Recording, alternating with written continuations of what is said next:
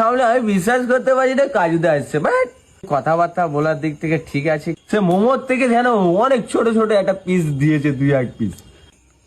কাজুদা, হ্যাঁ বলো। শুনলাম তুমি পাপিয়াদির কাছে গিয়েছিলে রাশিয়ান চা খেতে। সত্যি কথা বলো, মন থেকে বলো, চাটা কেমন?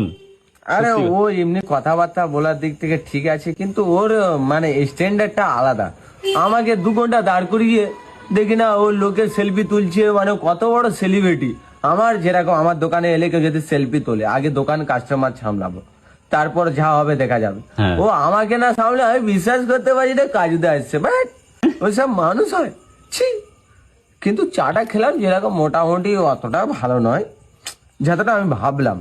ওই ওরকম চা তো অনেক জায়গায় আমি খাই, কিন্তু ওই অত মতো নয়। শালা ইন্ডিয়ার চা সেটা বলছে রাশিয়ান চা, ছি।